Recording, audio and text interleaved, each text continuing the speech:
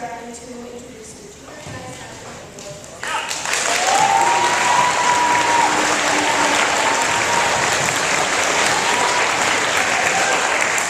All right, to get that started, this is the capstone award from our faculty.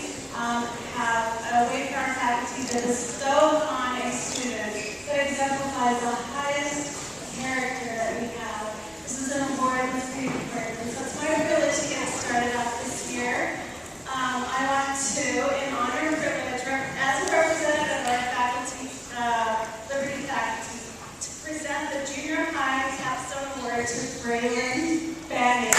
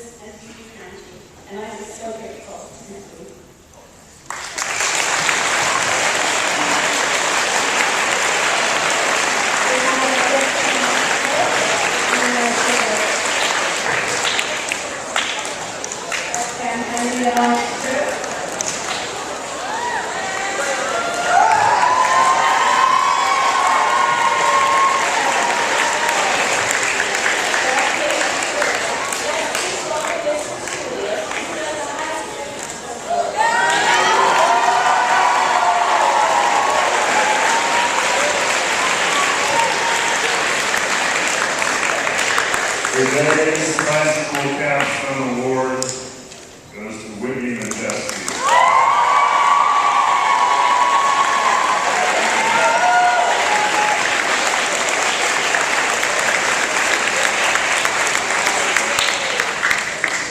Today I want to honor Whitney by asking you to consider her not just as a cheerful and generous person, not only as a loyal and selfless friend, but consider her as one who, like yourself, has many flaws. Her path is not one of unswerving academic success, one of rare natural talent, intelligent and talented as she certainly is. Whitney is not being recognized today because she's good at school. She is being recognized because behind that bright smile, she often struggles. She has weaknesses and insecurities that we all do. And yet, amidst those moments of darkness, she has learned to choose joy. She fixates not on her own worries or deficiencies, but turns with love and support to those who walk alongside her. Some of you here, perhaps, have gotten in the habit of evaluating yourselves in terms of worldly accomplishments. But Whitney has avoided that sad mistake.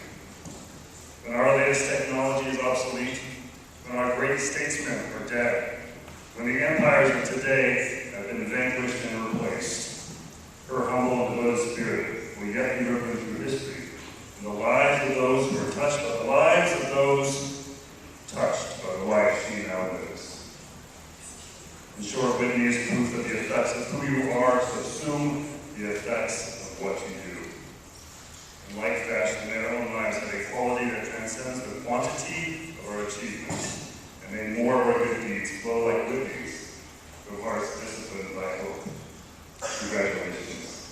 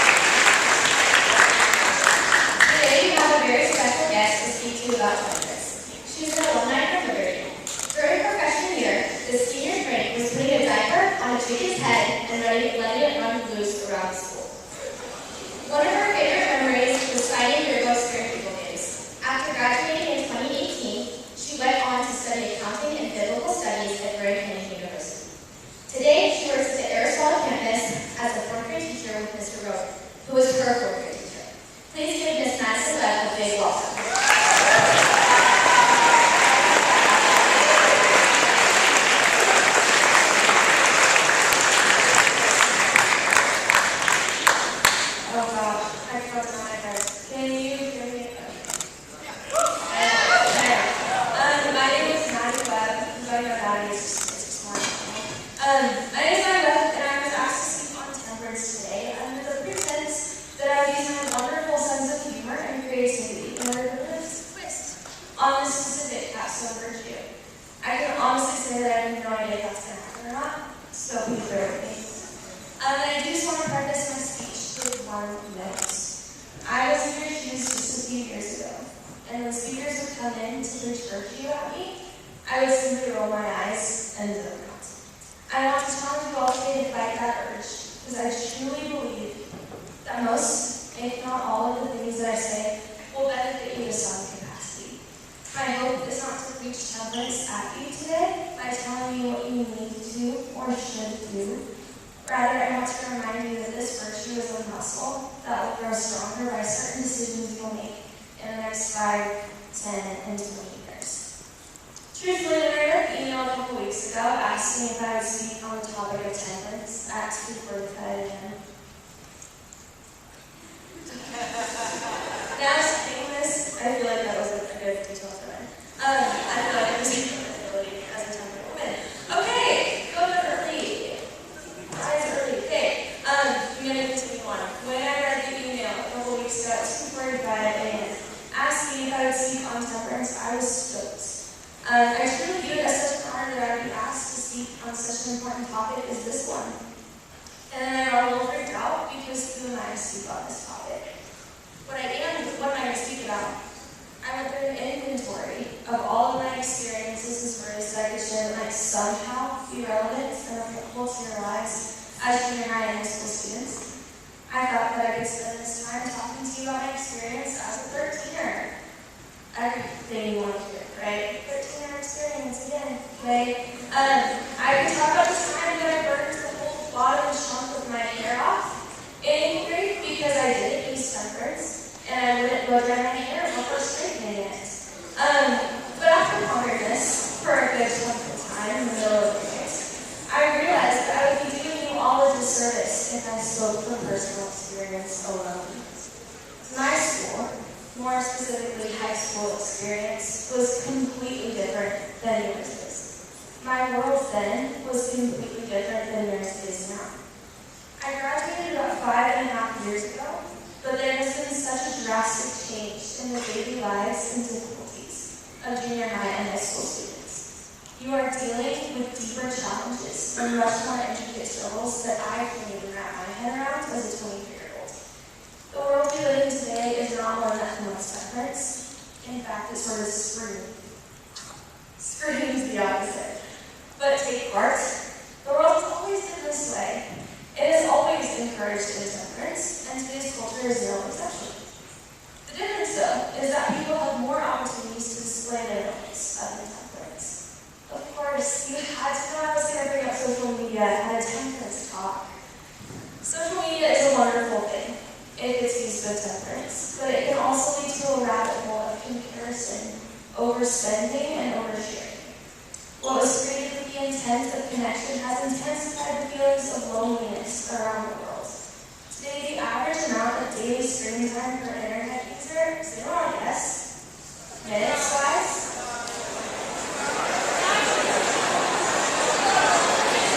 This was up. I figured anything. That was right. The average amount of daily screen time per internet user is 151 minutes. That's 2.5 hours. And it's hard to know that. I'm a teacher now. I know this is like a champion tactic, so I will wait.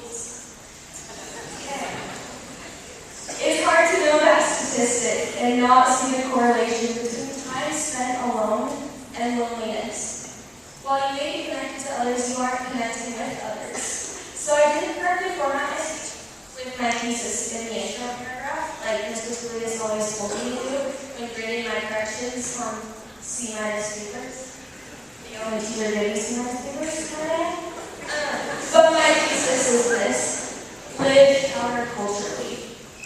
The world around you is telling you that it's weird to be offline when 4.9 billion other people are online.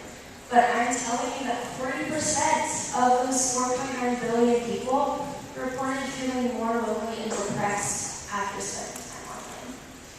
I'm not saying delete social media. I love social media. But it will benefit you to put a time limit on your phone and stick to it. One tip, if you want to put a limit on your online time, is to have a friend make your time limit password, and then you'll be forced to use your time wisely. Live counterculturally and don't put all your energy into your social media presence, because trust me, in 5 years, all of the high school content will be deleted anyway, because it's free. So the next crux of today's quote that I want to address is the catchy "you do you" mantra. I hate that phrase. It's everywhere. Songs, TV shows, movies. It's in the dictionary as a idiom. It's ubiquitous. So much so that if you don't adhere to this rule, people assume that you're indoctrinated and incapable of judging for yourself what is good. I would argue totally the opposite. Yes, everyone should be themselves and not worry about how their life looks compared to another's. However, there are limits. Making unwise decisions in the name of personal liberty is super disheartening to me. If we, as rational creatures, are described for what is good and beautiful and true, shouldn't our every decision reflect that? And while one decision might feel good to you in the moment, or seem beautiful to you over the course of months or years, that does not necessarily make it an option worth pursuing. Especially as young people. Yes, I am young still. We need to be reading and grappling with words and opinions that should guide our personal liberties toward that which is good and beautiful and true. Because, friends, there are things that are absolutely good and absolutely beautiful and absolutely true. So I believe it will be beneficial for you to put away the mantra "you do you," because I believe it's ultimately a cop-out. We should consult all of the resources that we have available to us in choosing to use our freedom, and not allow our temporal desires to guide us to what we might think is good for us. You will for sure be looked at like a crazy person for acting up. I'm here every month. But restraining yourself now with small decisions and desires will make it so much easier in the future with bigger decisions and bigger desires. You are living in a world that puts an emphasis on your feelings rather than on reason, and that's just a fact. You are encouraged to decide big things based on present circumstances rather than looking to the future. I don't think there was one time in high school when I thought about future honor. In fact, if someone had told me to place my intellect and reason above impulsiveness in order to attain that which is honorable, I would have for sure laughed in their face. And it's actually hilarious because that's all we do. So I want to replace the word honorable with deserving of respect, or bringing recognition, or consistent with a good name, distinguished. We all want to live a life worthy of recognition. No matter how badly you say you don't, you do to some extent. Whether it be in a sports stadium, or on a Taylor Swift level tour, or even just at home, we all want to be recognized for something, and most likely something respectable. It's hard to make decisions with that goal in mind. It's very rarely at the forefront of your mind, but every day the decisions that guide you to either that recognition or lack thereof get bigger and weightier.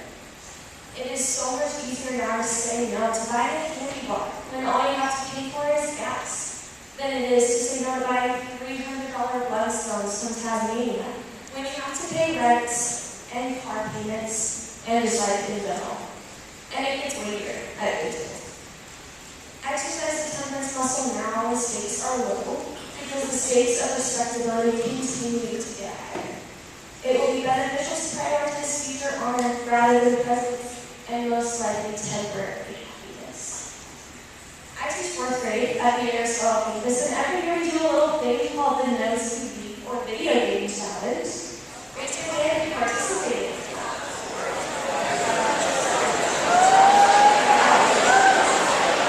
Raise your hand if you actually did it. You did the whole thing. Okay.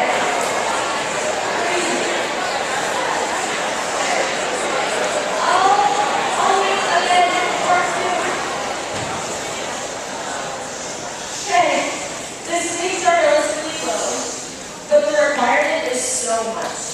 And let me tell you, it is so awesome to watch these 9-year-olds use all of their perseverance on not watching TV or playing video games. All you have to do is not watch TV or play video games from the first day of the second semester to the last day at school.